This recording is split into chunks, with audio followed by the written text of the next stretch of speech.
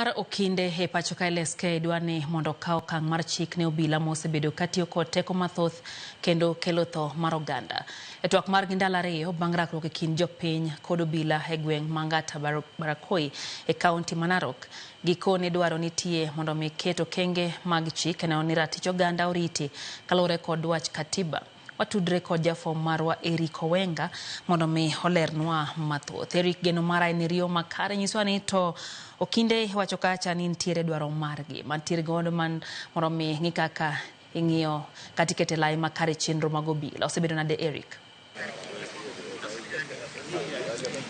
Awinji maler ahinya kendo mana kaka wacho nabiro ni achiel kachiel ka okielo tich mar duol mar okinde mapacho ka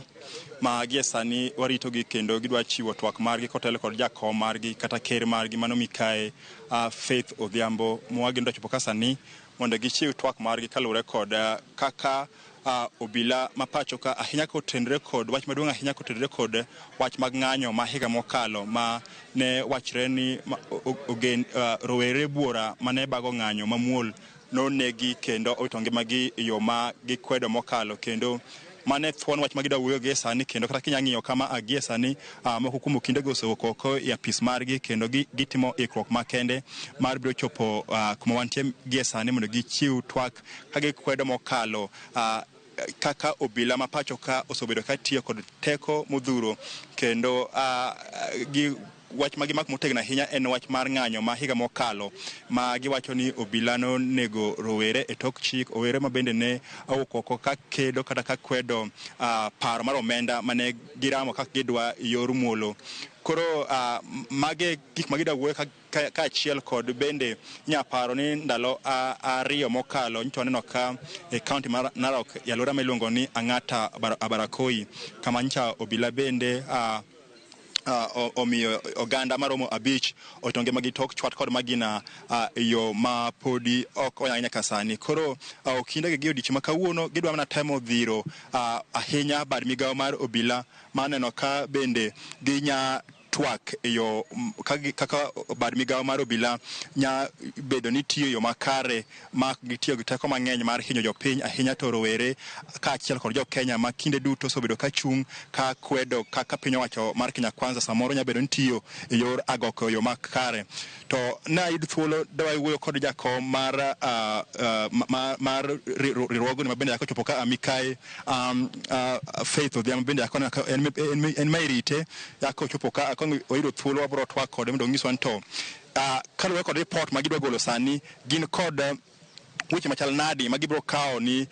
tendo obila mathurka kotel kod ogai mar obila mano migosi Douglas Kanja ma bende odiochieng' manyoro e gwenge ma Angata Barakoi nyoyudore matek mokalo kaluwore kod jopiny manyon kod moko mager kawacho to ere kaka gi e bwo tende obila pod dhi nyime kod kawo ngima oganda kata ka bedo gibago ng'anyo yo mamuol. Inya par maber kawuono bende leader en ni odiochieng' ma kawuono bende no ka doho mamalo otemo kelo wito oko